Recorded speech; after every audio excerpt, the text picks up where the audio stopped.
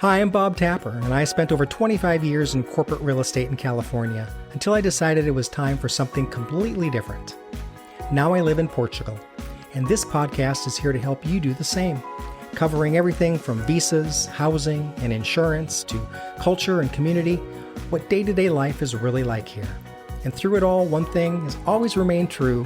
It's never too late, you're never too old. Be courageous and honor your passions. Welcome to Life Abroad in Portugal. So Morgan and Louie Silva, welcome very, very much to the podcast. I'm really glad that you're both here.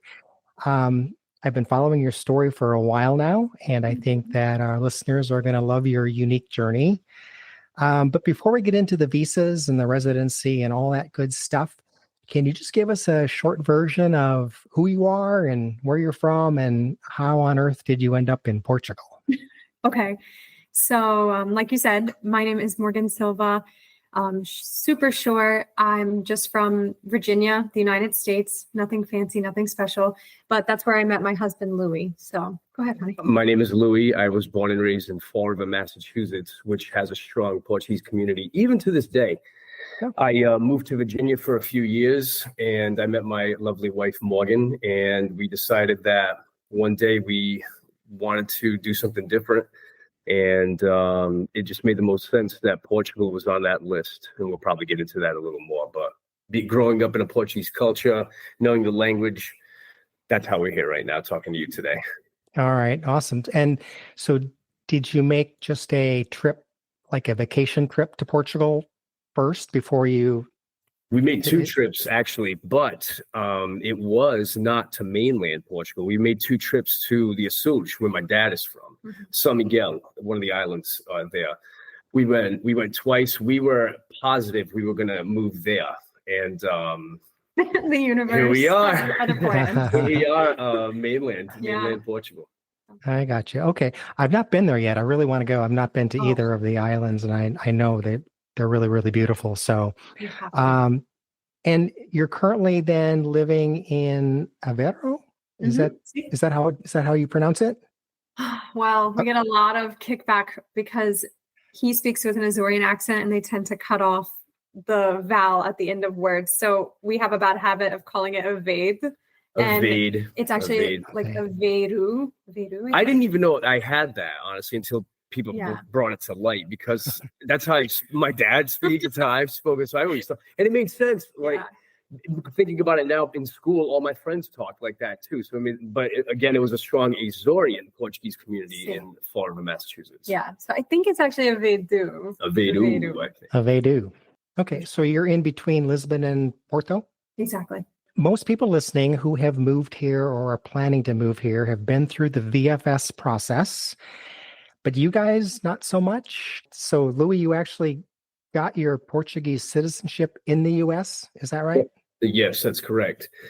I'll give you a quick story of how that happened. We were getting my mom's passport. You know, we had moved up to Massachusetts. We lived there for roughly about a year, and we were helping my mom out get her passport. And we went to the consulate, the Portuguese consulate in Providence, Rhode Island.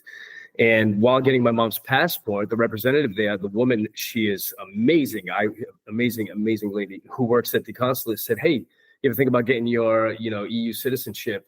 And I'm like, I look over at Morgan and I translate it for her. And Morgan looks at me like, "Yeah, we've been talking about this." I guess what I'm saying is I didn't even realize that was such a strong option. I didn't even realize that was an option because, we're looking at the visas and what you got to do and how much you got to have and all that.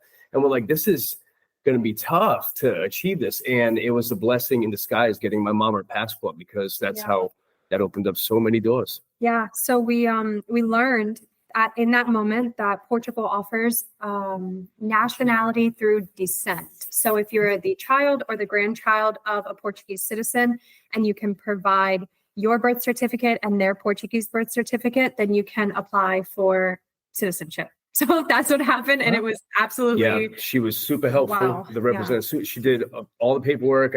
You pay her, pay the consulate. It took me 13 months, and I would check back every month through email because, we had moved back to Virginia and nothing. She'd be like, "You're not a Portuguese citizen yet," and I checked back the next month, and it felt like I was annoying her, but it just takes its time. It just took its time. 13 months, which was I would say quick Yeah. on our part. Yeah. So that was kind of like our moment when she was like, you can get citizenship. That was kind of like our okay, well, we had thought we were going to retire in Portugal, right? Like we were going to retire there in, I don't know, maybe like 15, 10, 20 15 years from something. now, right? Yeah. So like we had been talking about this for already at the time 3 years, but we're like, okay, maybe we'll buy another, or maybe we'll look into buying a home here that we move back to Virginia. And like, we're not seeing this until 10, 15 years, like Morgan said. But then when she said citizenship, we were like, maybe this can happen faster. Maybe this, exactly what Morgan said. Yeah.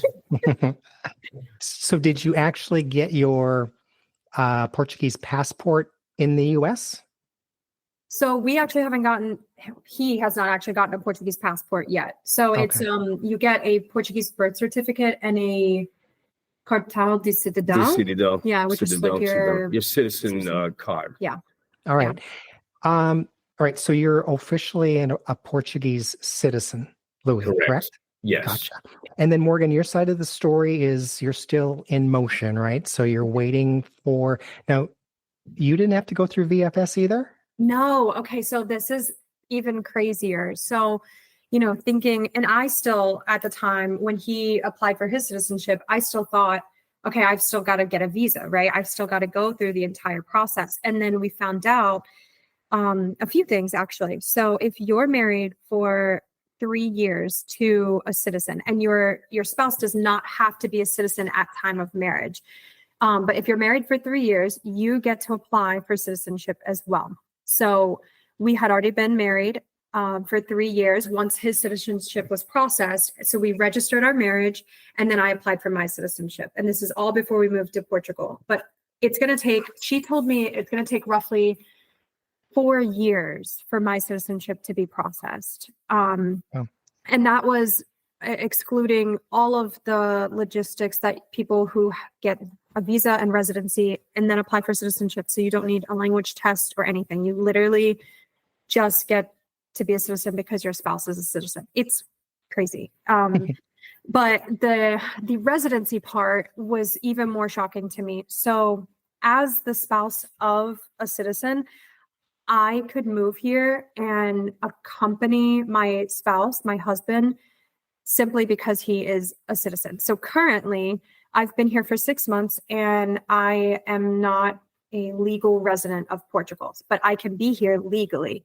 Mm-hmm. And that's not to say that obviously I'm not trying to become a legal resident. I am for sure. It's a very long process and it's very difficult, as you probably know, Bob. So do you have IMA? So you've not met with IMA yet? No, or you have? So I have met with IMA, but I have not had my very first appointment. I have gone to our local IMA and had an information session with them. And simply all that was I showed up and waited for an hour and they gave out 15 tickets and there were roughly like 50 or 60 people there. So not everyone gets one. And then you get to ask them questions. And so during that time, I was working really hard to get an appointment with IMA to start my residency. And I called IMA every single day, multiple times a day, just to be hung up on over and over again. I emailed them twice a day, every single day. And eventually someone recommended that we file a complaint in something called the Little Yellow Book, I think is what it's called. So we did that. And Louie got an email that said, we apologize for the problem. Let's set up an appointment. So I was very fortunate that I got an appointment finally. It's actually next month, and that will begin my residency. That whole waiting game is just, it's really difficult, isn't it?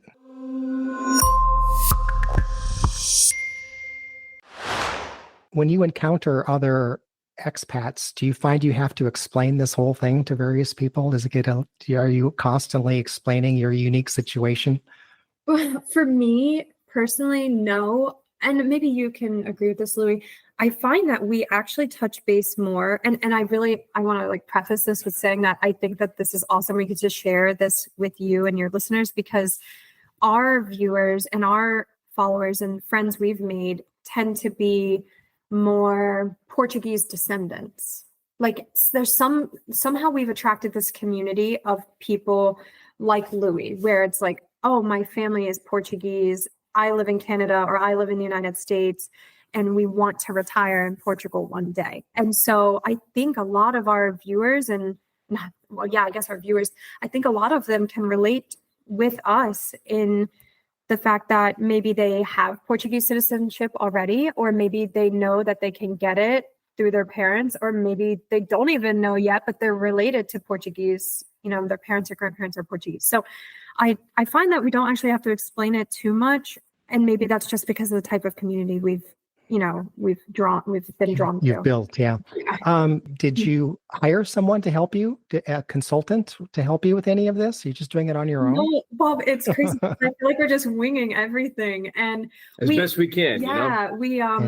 We joined this Facebook group called American and Friends PT. And it was extremely helpful with my part of it. With Louie's, it was a surprise, oh, you can get citizenship. Just come back next week and keep turn in checking. your documents. Email me every month. Okay. Yeah. And that was it, right? He was done. So that was like a huge weight lifted off of our shoulders, and we're extremely grateful. Like, I mean, I don't even know. I know what people like yourself have to go through. And I'm so fortunate that Louie, we checked that off. But for me, yep. American and Friends PT was a huge help for documents, for information. I mean, even just things like information on moving your animals overseas, just that was great. But we have not hired anyone. We really put full confidence into our POC at the Portuguese consulate in Providence, Rhode Island. She really was just, here's what you need. Take these documents to AMA when you move there. You'll be just excellent. fine. Oh, by the way, when you move there, go check this out and this and this and this. She's fantastic. She didn't steer us wrong. Fantastic. And in fact, I get a lot of people reach out and say, we want to start this process. What do we do? How do we do it? And a lot of times, especially because, like I said, most of our community is in the New England area. They're already Portuguese. I always tell them, go to the local consulate and just talk to them and just ask them, because that's really all we did. We were very lucky. Yeah, that's amazing. Let's step away from the paperwork for just a second. What has been your pinch me moment since moving to Portugal? Is there like something you can think of which was like, I can't believe that we're in Portugal? Yeah. Probably been a few times, Bob, if I can be quite honest, right? But one that really stands out for me was the blackout, April 28th, where there was, nationwide blackout, us and a couple of other countries. And instead of everybody running to the store to buy out all the toilet paper, instead they went onto the street and turned on their radios to whatever station we could catch, played football and drank cerveja and laughing, and there was no animosity going on in the air at all. I'll never forget that. We were terrified, of course. We can't touch base with our family. No comms, nothing. We're like, this is it. Yeah. This is it, But, we're in our apartment with the windows open. It's a nice day. And I'll never forget hearing everybody outside. The kids at the time, we lived by a park, the kids all playing. Nobody had a worry in the world. People were grilling. And then when the lights came back on, everybody in celebration the whole again. Vicinity just, was fun time. What a time to be alive. Yeah. What about you? I don't think I have like a moment. I think that it's been a whirlwind since we moved. We've only been here 6 months. And since we moved, I think my pinch me is daily. It's like I get up and I almost forget where I am. I just go through the motions in the morning. I'm tired and sleepy. But then, when I like open the curtains or the shutters and I see like just how different everything looks, like the houses are different, the environment is different, people riding by on their bikes, like the farm out here. I'm like, oh yeah, I'm here. Like that's, so it's not like this like huge moment. It's just daily little things. Yeah. I tend to get it when I'm sitting down by the Douro and I'm looking at the Dom Luigi Bridge. And that's it right there. And when the boats are going by and I'm like, wow. And it's I'm not just here for a short period of time. I'm not vacationing. I'm not here for 2 or 3 months. Like I'm here. Yeah. And I think, and for some reason down there just seems, and looking at that river and looking at the bridge and looking at the boats, I think that's my Wow. I'm here. If I followed you around for a day, what's the most Portuguese thing that I'd catch you doing? Oh my goodness. Bob, you're going to catch me drinking cafés as much as I can. And I am not going to turn down, I've realized this, a pastel de nata from anywhere. I will eat. I figured out the calories in those are probably anywhere from 2 to 250. So I make it work. You know what I mean? Oh, don't tell me that. I did the calorie dive on that, and I thought it was only like 130 some calories. You're telling me it's double? Maybe it was a smaller pastel de nata. That's all it was, Bob. For me, oh my goodness. Maybe similar to like the pinch me moment. I think the most Portuguese things that I do are just like everyday things like opening and closing shutters, sweeping the front porch, hanging clothes up on the line. Oh, yeah. I really enjoyed that. And I never really got to do it in the US. And we were trying to, either manifest it, live the life you want to live in the US, but it's just not possible to do 100% like that. Yeah. Yep. So I just think those like little everyday things, just picking up and cleaning a certain way, like just adjusting to the different types of houses here, closing doors in the winter to keep only part of the house warm. Yeah. Like it's just like every little day thing. Adventure. Nothing crazy. Every day's a new adventure, it seems sometimes. If you follow us, you'll see that every day is almost like we're learning something new. Yeah.